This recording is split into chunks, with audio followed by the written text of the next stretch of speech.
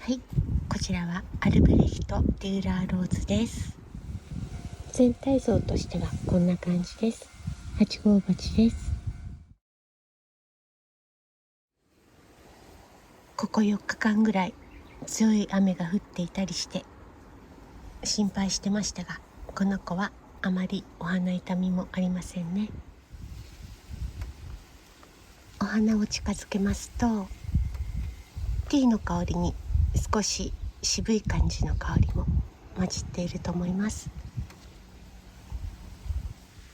お色も温かみがありますし、香りもお気に入りのバラです。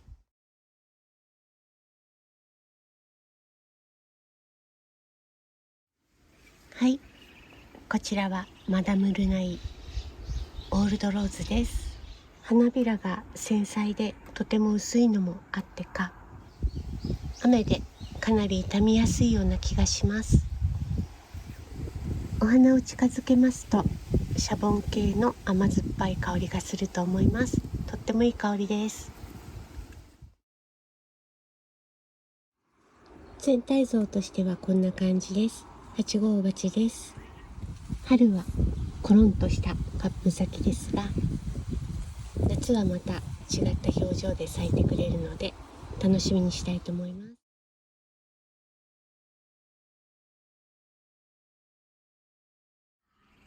はい、こちらはメルヘンツァウバーです。ものすごく強いバラですよね。全体像としてはこんな感じです。8号鉢です。つぼみもたくさんですが、葉ももりもり茂っています。お花を近づけますとフルーツ系のとても良い香りがしています。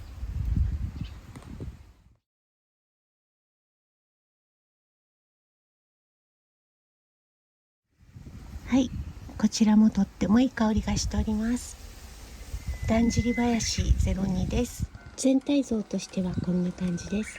8号鉢です。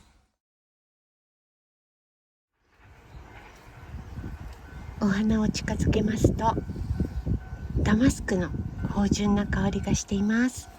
とってもいい香りです。ダマスクの他にハーブやフルーツやブルー系の要素もあったりして、とっても楽しい魅惑の香りのバラですね。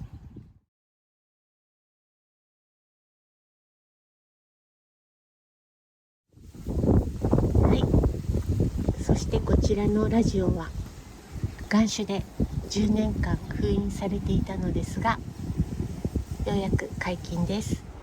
全体像としてはこんな感じです。8号鉢です。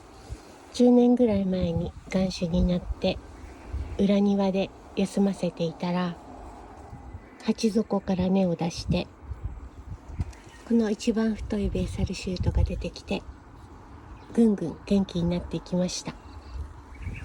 いつ地面から掘り起こそうか躊躇していたら、去年の夏に父がこの子の鉢が邪魔だったらしく移動させようとした時に根ごと引っこ抜いてしまったので、新しく鉢に植え直して鉢上げ完了となりました。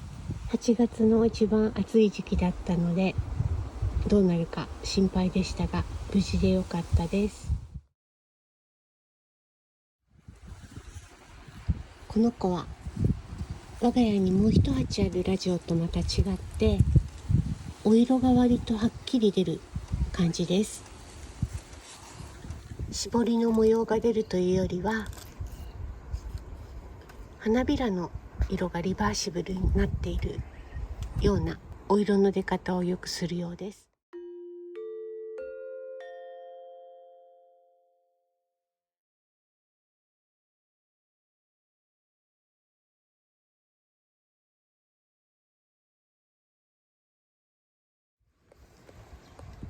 お花を近づけますと、これまたとってもいい香りです。ティーの香りなんですが、何か渋い香りもすると思います。お花持ちはしないバラですが、葉の色もみずみずしくて初夏にぴったりのバラなんじゃないかなと思います。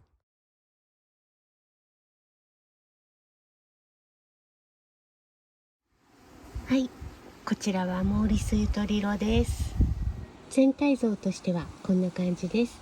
8号鉢です。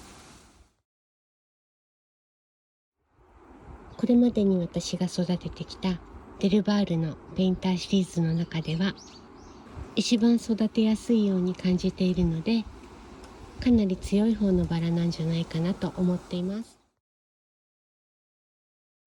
今回の大雨でも泥の中に倒れてしまっていましたが、病気もせずにお花もきれいに咲いてくれました。そしてこの子はお花を近づけますと香りもとても楽しめると思います。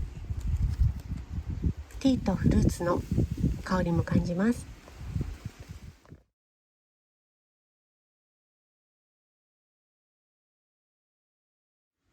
はい、こちらは2020年に交配した私のオリジナルのバラです。お母さんはカーディナルフームで、お父さんは多分ペネロペイアだと思います。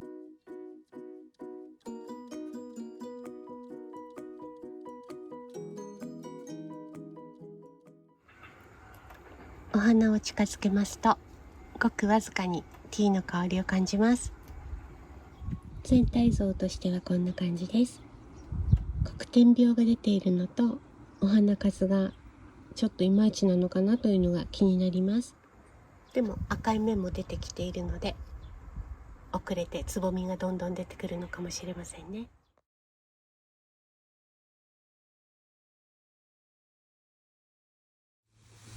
はい、こちらも2020年に交配した私のオリジナルのバラです。お母さんがクチュールローズチリアで、お父さんはエモーションブルーローズシナクティフです。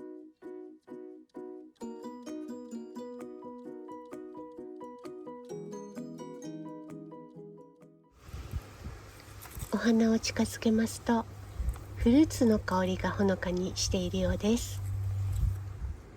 黒点病が少し出ているようです。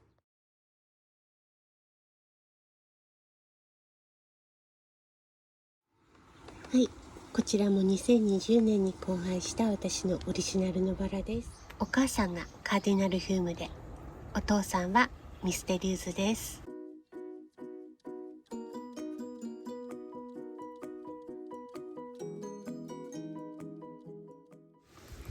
お花を近づけますと柑橘系ではないフルーツの香りが少ししています。こじんまりとまとまりがよく可愛いバラだなと思います。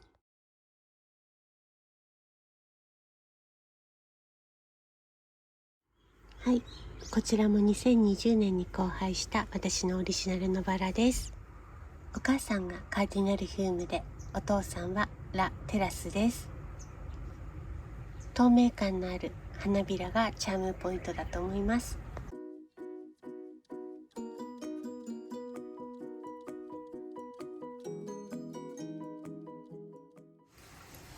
お花を近づけても香りはちょっとわからないようです。黒点病も少し出ていますが、葉色も綺麗ですし、大きくなるのが楽しみです。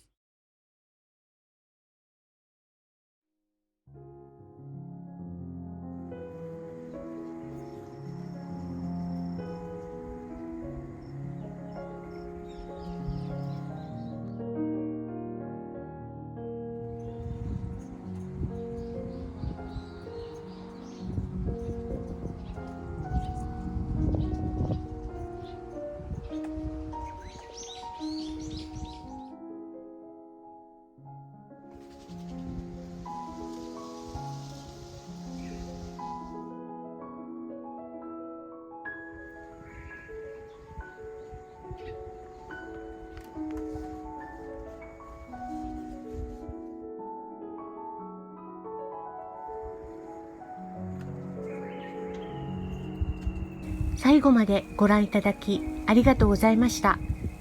それではまた近いうちにお会いしましょう。